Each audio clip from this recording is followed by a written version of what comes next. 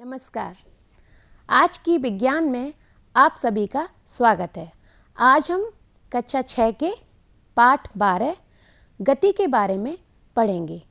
आज हम जानेंगे विराम अवस्था और गतिशील अवस्था क्या होती है तथा रेखीय गति, वृत्तीय गति, घूर्णन गति और कुछ अन्य गतियों के बारे में भी हम आज जानेंगे।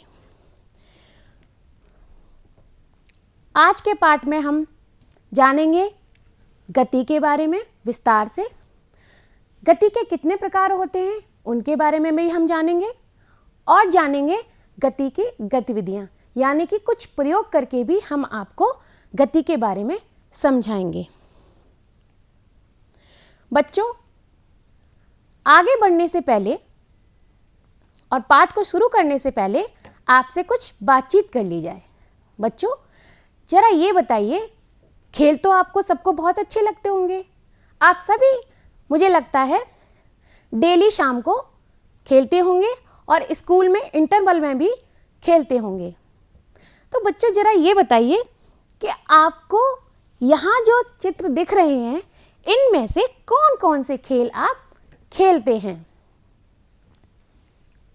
हो सकता है कुछ बच्चे झूला झूलते हों, हो सकता है कुछ बच्चे फुटबॉल से खेलते हों, कुछ बच्चों को बॉल एक दूसरे को पास करना अच्छा लगता हो, यानी कि वॉलीबॉल जो हाथों से खेली जाती है,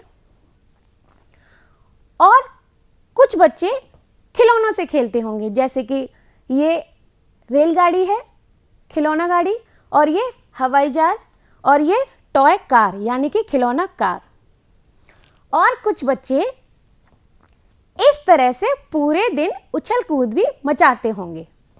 ये देख रहे हैं ना, कुछ बच्चे बहुत शरारती होते हैं तो वो दिन भर उछल कूद मचाते हैं, कभी यहाँ कूदते हैं, कभी वहाँ कूदते हैं, कभी दौड़ लगाते हैं। तो इस तरह से वो पूरे दिन मस्ती करते रहते हैं।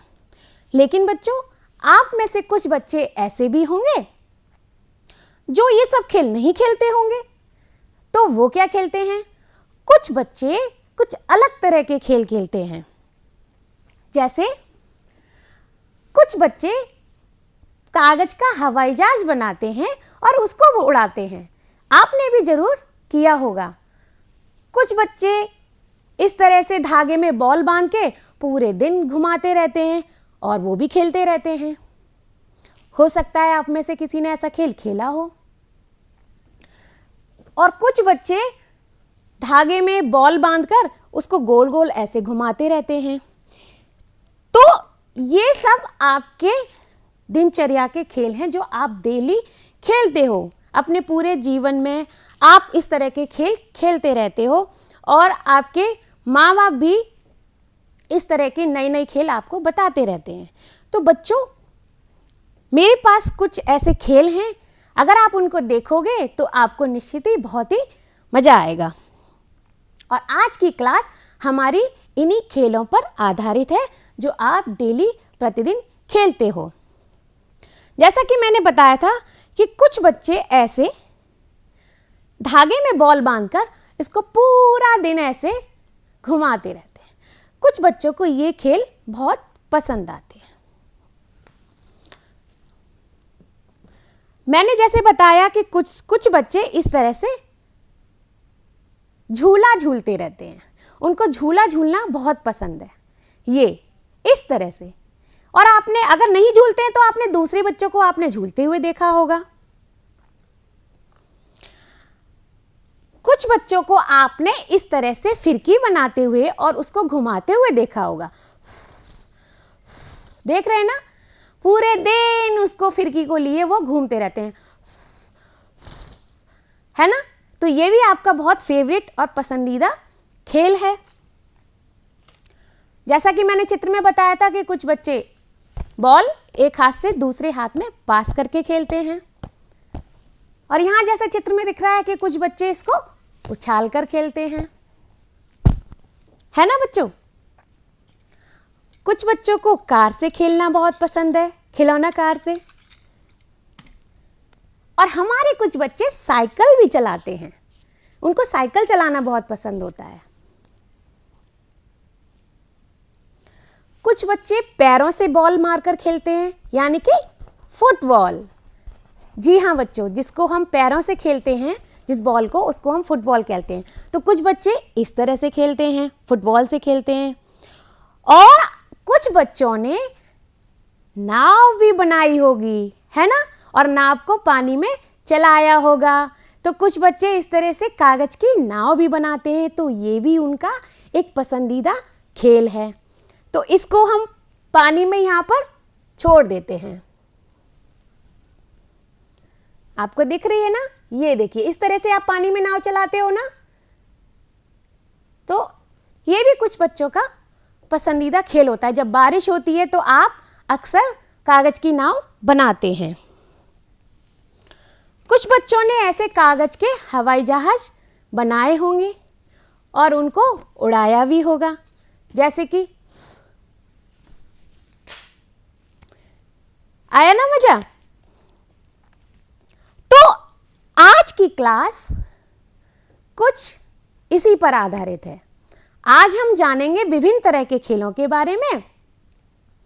और लेकिन बच्चों, कुछ चीजें ऐसी भी हैं खेल खेल के साथ, जैसे कि ये देखिए, ये क्या है बच्चों? इस तरह की चीजें आपके घर में मिलती होंगी और कुछ चीजें आपके स्कूल में भी मिलती होंगी।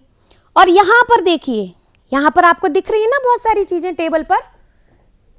टेबल पर देखिए बच्चों कि यहां पर किस तरह की चीजें रखी हुई हैं। देखिए जरा ध्यान से, क्या क्या रखा हुआ है। ये देखिए, ये बहुत सारी चीजें हैं। ये देखिए, हमारा एक ये विद्यालय है, ये घर है, ये कार रखी हुई है। इस तरह से बहुत सारी चीजें यहाँ पर रखी हुई हैं। और जैसा कि हमारे चित्र में दिखा रहे हैं, उसी तरह से सामान यहाँ पर रखा हुआ है एक जगह। ना वो हिल रहा है, ना वो उसमें कोई उसकी स्थिति में परिवर्तन हो रहा है। तो बच्चों, अभी हमने क्या देखा? हमने पहली स्लाइड में देखा था कि बहुत सारे खेल थे और बच्चे खेल रहे हैं। ये इस तरह का खेल हमने अभी आपको दिखाया, ये बॉल का खेल हमने दिखाया, हमने ये वाला खेल दिखाया, और ये बच्चे और ये कार का, हमने इस तरह के खेल आपको दिखाए। हमने दूसरे चित्र में क्या दिखाया कि कुछ वस्तुएं रखी हुई हैं और हमारी टेबल पर भी कुछ वस्तुएं रखी हुई हैं। तो सोचने वाली बात है कि ये सब चीजें मैं आपको क्यों दिखा रही हूं। जी हाँ बच्चों, आज हम जानेंगे कि हमारे जीवन में कुछ गतिविधि होती रहती हैं, हम कुछ खेल खेलते हैं, हम कुछ कार्य करते हैं और कुछ सामान हमारे घर में रखा होता है। तो इन दोनों चीजों में क्या अंतर है? जी हाँ बच्चों, कुछ वस्तुएं यहाँ ऐसी हैं जो विराम अवस्था में पड़ी होती हैं, यानी कि जिनमें कोई भी हलचल नहीं होती है, जो रुकी पड़ी हैं, जिनका स्थिति परिवर्तन नहीं हो रहा है। और जो हम खेल खेल रहे थे उसमें लगातार स्थिति परिवर्तन, यानी कि हम उसमें क्रिया करते रहते हैं, कभी खेल रहे हैं, कभी कूद रहे हैं, तो उसमें स्थिति परिवर्तन हो रहा है। तो ये दोनों हमने विशेष परिवर्तन और विशेष अंतर दो तरह की वस्तुओं में आपको दिखाया। तो जैसा कि आज का चैप्टर है हमारा गति, आज हम गति पाठ को पढ़ेंगे। यानी कि गति, इसको इंग्लिश में बोलते हैं मोशन। जब किसी वस्तु में, उसकी स्थिति में परिवर्तन आता है तो हम उसे उस वस्तु की गति कहते हैं। जैसे कि आपने अपने आसपास पक्षियों को उड़ते देखा होगा और जानवरों को चलते देखा होगा। आपने गाड़ियों को दौड़ते देखा होगा रोड पर, और आपने तितलियों को एक फूल से दूसरे फूल पर मंडराते हुए या उड़ते हुए देखा होगा। आपने कभी कभी घर में एक लट्टू भी चलाया होगा। लट्टू घुमाया है आपने? हाँ, तो आपने वो भी देखा होगा, लट्टू घूमते हुए भी देखा होगा।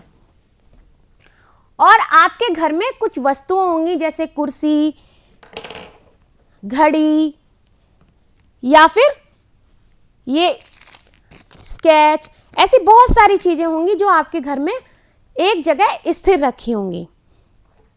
तो इन दोनों वस्तुओं में अंतर हमने बताया कि जब वस्तु की स्थिति में एक समय अंतराल बाद परिवर्तन होता है तो उसे उस वस्तु की गति या गतिशील अवस्था कहते हैं, और जब वस्तुएं विराम अवस्था में पड़ी रहती हैं, यानी कि उसमें कोई हलचल नहीं होती है, कोई भी उसमें स्थिति परिवर्तन नहीं होता है, तो हम उसे उन वस्तुओं को हम क्या कहते हैं, स्थिर वस्तुएं कहते हैं, या उसे उस वस्तु की विराम अवस्था कहते हैं।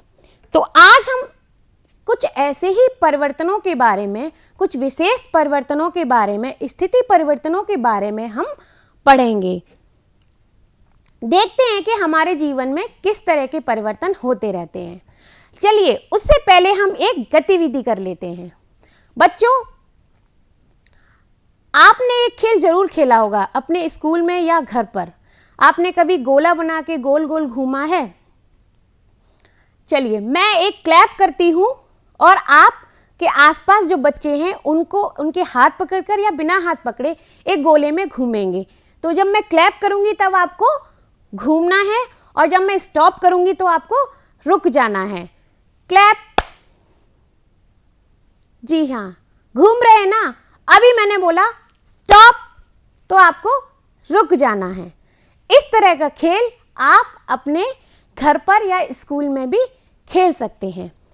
तो बच्चों, इस गतिविधि में हमने क्या देखा कि जब हमने बोला क्लैप तो आप घूमने लगे, यानी कि आपने अपनी स्थिति परिवर्तन किया, और जब हमने स्टॉप बोला तो आपने जो स्थिति परिवर्तन हो रहा था, जो आप घूम रहे थे बच्चों के हाथ पकड़ के, वो आप रुक गए। तो इन दोनों गतिविधि में इसमें क्या अंतर हुआ? जब आप घूम रहे थे तो वो आपकी हुई गतिशील अवस्था, और जब आप स्टॉप करने पर रुक गए तो वो हुई आपकी विराम अवस्था। अब यहां पर आप देख रहे हैं, आपको एक कार रोड पर जाती हुई दिख रही है, और जो आसपास के पेड़ हैं, कुछ मकान हैं, कुछ बिल्डिंग्स हैं, और ये रोड। तो आप इस चित्र को देखकर क्या अनुमान लगाते हैं? आप क्या सोच पा रहे हैं? निश्चित, जब रोड पर कोई गाड़ी या वाहन चलता है तो आपने कभी सोचा है कि जो वाहन चलता है तो क्या उसके साथ साथ रोड भी चलती है? क्या पेड़ पौधे चलते हैं, या आसपास के जो वस्तुएं हैं या जो पेड़ पौधे हैं, घर हैं, वो भी चलते हैं? नहीं, ऐसा बिल्कुल नहीं होता। वहाँ पर सिर्फ गाड़ियाँ या वाहन रोड पर चलते हैं, और जो बाकी की आसपास की वस्तुएं हैं, पेड़ पौधे हुए, रोड हुआ, पार्क हुए, या फिर जो घर बने होते हैं, वो एक जगह स्थिर रहते हैं, यानी कि वो रहते हैं विराम अवस्था में, स्थिर अवस्था में, और जो गाड़ी चल रही है वो होती है गतिशील अवस्था में। तो हम कह सकते हैं कि जब कोई वस्तु एक निश्चित समयांतराल पर अपनी अन्य वस्तुओं की तुलना में गति करती है तो वो उस वस्तु की गतिमान अवस्था या गतिशील अवस्था कहलाती है। और जो बाकी की वस्तुएं होती हैं, जो जिसमें हलचल नहीं होती, जो रुकी हुई होती हैं, वो क्या कहलाती हैं? वो विराम अवस्था में होती हैं। तो जो ये गतिशील अवस्था होती है, एक निश्चित समयांतराल बाद अन्य वस्तुओं की तुलना में जो स्थिति परिवर्तन होता है इस गतिमान वस्तु में, वो उस वस्तु की गति कहलाती है। क्या कहलाती है बच्चों? जी हाँ, एक निश्चित समय अंतराल में जो वस्तुएं उसके आसपास हैं, जो विराम अवस्था में हैं, उनकी तुलना में जो वस्तु गति कर रही है, वो उस वस्तु की जो वस्तु स्थिति परिवर्तन कर रही है, वो जो गतिशील अवस्था में वस्तु है, उस वस्तु की गति कहलाती है अन्य वस्तुओं की तुलना में। अच्छा बच्चों, यहाँ पर आप कुछ चित्र देख रहे हैं, ये हवाई जहाज और ये बॉल। तो यहाँ पर मेरी टेबल पर भी जैसे दिख रहा है आपको, एक ये कागज का बना हुआ हवाई जहाज रखा है और ये बॉल रखी हुई है। तो अभी ये कैसी है? ये हवाई जहाज और ये बॉल किस अवस्था में है, आप बता सकते हैं? जी हाँ, बिल्कुल, ये अभी विराम अवस्था में है। लेकिन अगर मैंने इस बॉल को उठा लिया और मैं इससे ऐसे खेलने लगी, तो अब ये किस अवस्था में है? ये अब गतिशील अवस्था में आ चुकी है, यानी कि ये वस्तु गति करने लगी है। और वस्तुएं गति कर रही हैं क्या? नहीं। तो इन वस्तुओं की तुलना में जो गति नहीं कर रही है, विराम अवस्था में है, उन वस्तुओं की तुलना में ये मैंने बॉल जो उठाई, ये हिलने लगी, इसकी स्थिति में परिवर्तन आया, तो इसको हमने क्या बोला? ये गतिशील अवस्था में आ गई, तो इसको हम कहने लगे ये अब वस्तु गति कर रही है। ठीक है बच्चों, ऐसे ही ये जब हवाई जहाज यहाँ रखा था तो ये विराम अवस्था में है। आप देख पा रहे हैं ये अभी विराम अवस्था में है, क्योंकि इसमें अभी कोई हलचल नहीं हो रही है। लेकिन जैसे ही मैंने इसको उठाया और ऐसे ऐसे करके हमने उड़ाया, तो ये गतिशील अवस्था में आ गया और ये गति करने लगा। तो आप अंतर समझ पा रहे हैं गतिशील अवस्था और विराम अवस्था में और गति में। बच्चों, अब हम गति को ठीक से समझ लेते हैं, इसकी परिभाषा पर ध्यान देते हैं। जैसा कि हमने आपको बताया था कि जब कोई वस्तु अन्य वस्तुओं की तुलना में समय के सापेक्ष स्थान परिवर्तन करती है, तो वस्तु की इस अवस्था को हम गति या मोशन कहते हैं। अगर सामान्य अर्थों में कहा जाए या सिंपल तरीके से सरल शब्दों में कहा जाए, तो वस्तु की स्थिति परिवर्तन को ही हम गति कहते हैं। मैंने आपको कई उदाहरण अभी करके बताए, जैसे कि आपको नाव के बारे में बताया, वायु में उड़ता हुआ आपको वायुयान यानी कि मैंने कागज का जहाज करके बताया, और आपको ये जैसे रोड पर जो कारें चलती हैं, बस चलती हैं, वाहन चलते हैं, उनके बारे में, और विभिन्न पशु पक्षी जो आप अपने जीवन में चलते हुए या घूमते हुए देखते होंगे। अब बच्चों हम आगे बढ़ते हैं। गति के प्रकार आपने अभी समझा गति के बारे में। गति के कई प्रकार होते हैं, रेखीय गति, वृत्तीय गति, घूर्णन गति, आवर्ती गति और दोलन गति तथा कंपन गति। इनके बारे में हम विस्तार से समझेंगे। सबसे पहले हम एक गतिविधि करते हैं। एक सफेद कागज लेते हैं और यहां पर क्या करते हैं हम, ये मेरे पास एक कार है, हम क्या करते हैं, इस कार को हम इस जो एक पानी लेते हैं उसमें हम कोई कलर डाल लेते हैं और उसको हम यहां पर डुबोते हैं। उसके बाद हम इस कार को इस कागज पर चलाते हैं। ये देख रहे हैं, आप देख रहे हैं ना, ये लाइन, ये सीधी लाइन जो बन रही है, यानी कि एक सरल रेखा बन रही है। हम दोबारा से करते हैं, हम कार को फिर से रंगीन पानी में डुबोते हैं और फिर से हम चलाते हैं। तो आप देख पा रहे हैं एक सीधी रेखा बन रही है, यानी कि जो कार है वो सीधी रेखा में गति कर रही थी, सीधी सरल रेखा में गति कर रही थी। तो जब वस्तुएं एक सरल मार्ग पर या सीधे मार्ग पर चलती हैं, तो वो उस वस्तु की क्या कहलाती है? रेखीय गति कहलाती है। अगली गतिविधि हम करते हैं। ये मेरे पास एक बॉल है, ये बॉल है और इसको भी हम कलर में भिगोते हैं और उसके बाद हम इसको यहाँ पर चलाते हैं। तो ये देखिए, ये भी एक सीधी गति करती है। इस बॉल में क्या करेंगे, इस बॉल में आप या तो कॉटन लपेट लेंगे या इस पे कोई भी कपड़ा लपेट के आप उसको कलर में डुबो के और एक पेपर पे चलाकर देखेंगे, तो ये भी एक सीधी गति करेगा, यानी कि सीधी रेखा में वो बॉल जाएगी। चलिए, तो अब हम देखते हैं, एक और गतिविधि करते हैं। कार की हमने आपको गतिविधि दिखाई और एक बॉल की दिखाई।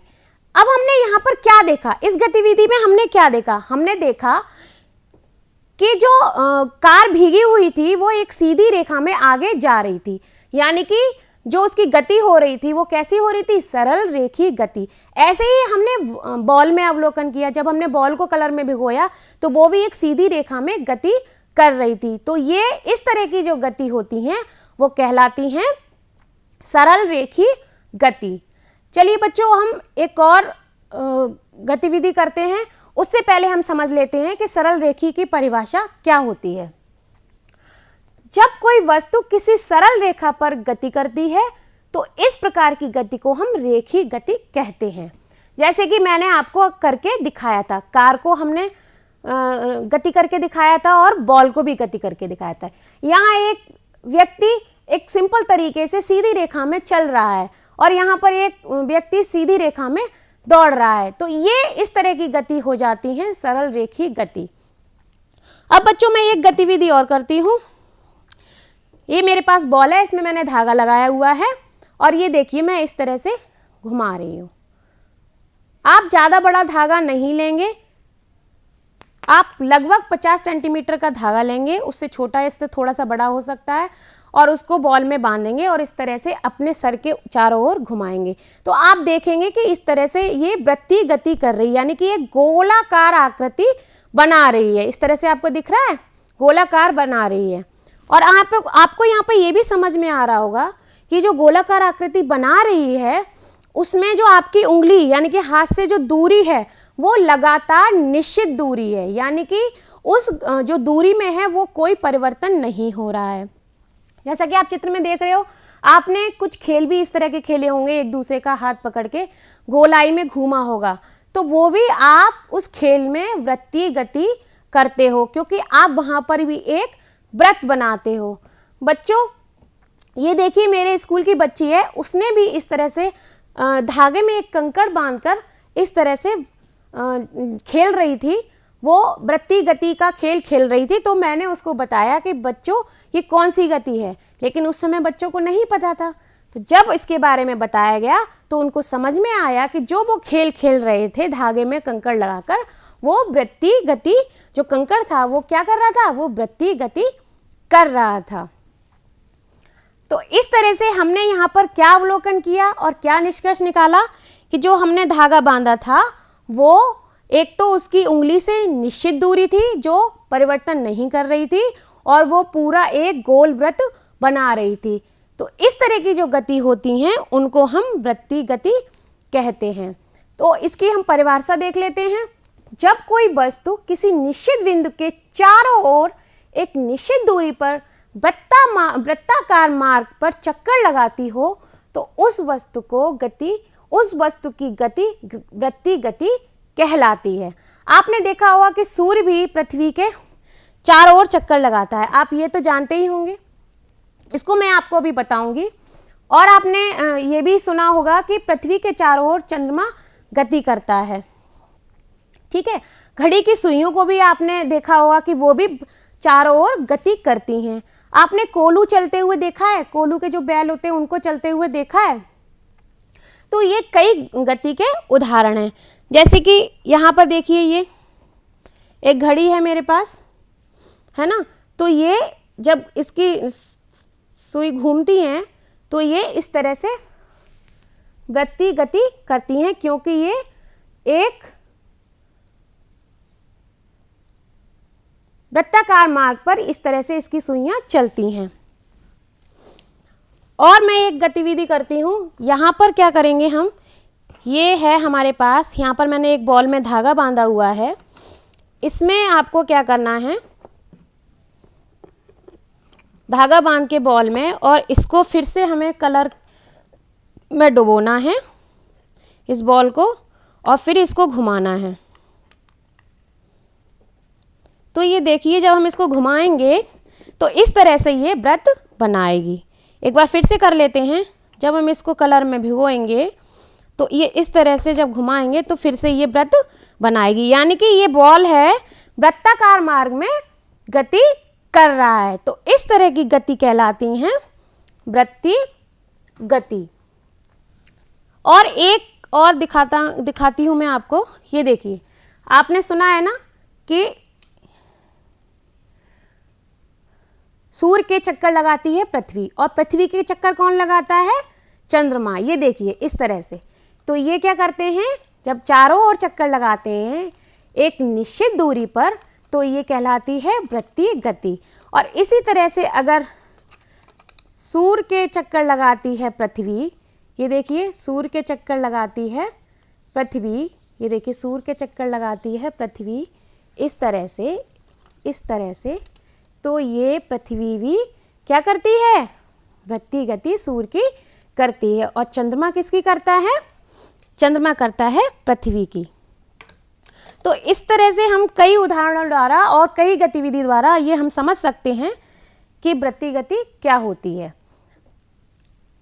बच्चों, आप यहाँ पे देख रहे हैं कि एक बच्चा यहाँ पे लट्टू घुमा रहा है, ये देखिए इस तरह का है ना।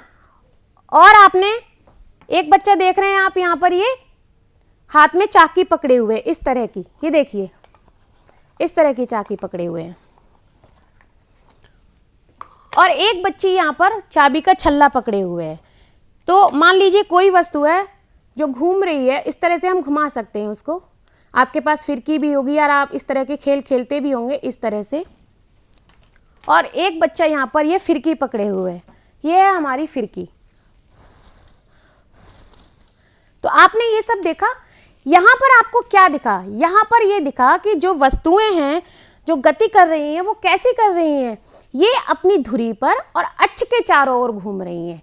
यानी कि इतने मैंने आपको उदाहरण दिखाए, आपको हमने दिखाया ये बच्चा जो लट्टू चला रहा है, ये फिरकी चला रहा है, और ये चाकी इसने जो हाथ से बनाई है वो घुमा रहा है, और ये चाबी का छल्ला। तो इस तरह की जो मैंने आपको चीज़ें दिखाई, उदाहरण दिखाए, वो सारे थे घूर्णन गति के। घूर्णन गति हम इसलिए कहते हैं क्योंकि वो एक अक्ष पर जो वस्तु है अपने अक्ष पर धुरी पर चारों ओर घूमती रहती है, इसलिए उसको हम घूर्णन गति कहते हैं। घूर्णन गति की हम परिभाषा देख लेते हैं। जब कोई वस्तु अपनी धुरी या अक्ष के चारों ओर घूमती है तो उस गति को हम घूर्णन गति कहते हैं। जैसे आपने कुम्हार को चाक घुमाते हुए देखा होगा और फिरकी की गति भी देखी होगी। तो इस तरह के जो गतियां होती हैं वो घूर्णन गति होती हैं। तो अब हम अपनी अगली गतिविधि करते हैं। अभी हमने आपको दिखाई थी, ये देखिए ये घड़ी है ना, आपने देखा होगा घर में जो आपकी घड़ी होती है वो इस तरह से उसकी सुइयां चलती रहती हैं। तो वहाँ क्या होता है? वहाँ ये होता है कि जो लगातार, जैसे कि आपके अभी 12 बज रहे हैं, तो ये क्या, ये 12 बजने के बाद दोबारा ये सुई यहाँ पर नहीं आती? आती है। 12 दोबारा से रात को फिर बजते हैं। और जैसे अगर यहाँ पर मैं दिखा रही हूँ 1 बज रहा है, तो ये दोबारा से फिर से 1 पर आती है। यानी कि जब कोई वस्तु बार बार उसी स्थिति में आती है, उसी स्थिति की पुनरावृत्ति करती है, तो इस तरह की जो गतियां होती हैं वो आवृत्ति गति कहलाती हैं। जब हम एक स्थिति में पुनः आ जाते हैं, बार बार आते हैं। और इस तरह की गतियां या तो सुई की, जो घड़ी की सुइयां होती हैं वहाँ होती हैं। और आपको मैंने अभी एक TLM दिखाया था, जिस तरह से ये चंद्रमा गति कर रहा है चारों ओर पृथ्वी के, और ये पृथ्वी गति कर रही है इसके सूर्य के। तो यहाँ पर क्या होता है? यहाँ पर भी आवृत्ति गति होती है। क्यों होती है आवृत्ति गति? क्योंकि ये बार बार उसी पोजीशन में आते। आप जानते होंगे कि जो चंद्रमा है, जो पृथ्वी है, उसको सूर्य का चक्कर लगाने में कितना समय लगता है? 365 दिन। और जो पृथ्वी अपनी धुरी पर घूमती है, अपने अक्ष पर घूमती है, उसको समय लगता है, कितना समय लगता है? उसको लगता है 24 घंटे। यानी कि बार बार वो उसी स्थिति में आती है ना, तो इस तरह की गति कहलाती है आवृत्ति गति। तो इस तरह से हम इसकी परिभाषा देख लेते हैं।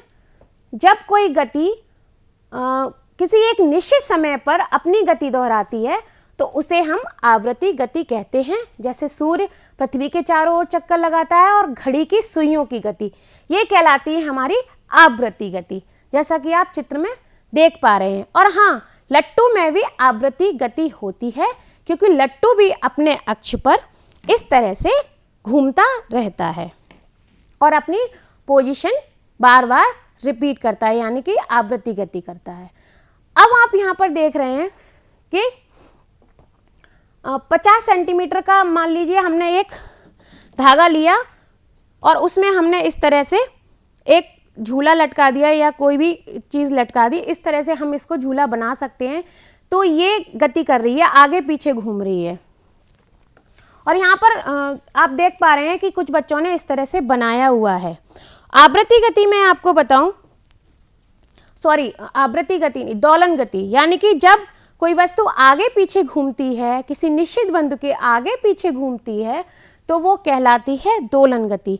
यहाँ पर क्या होता है, एक निश्चित बिंदु के आगे पीछे वो गति करती है, जैसे कि आपका झूला हो गया।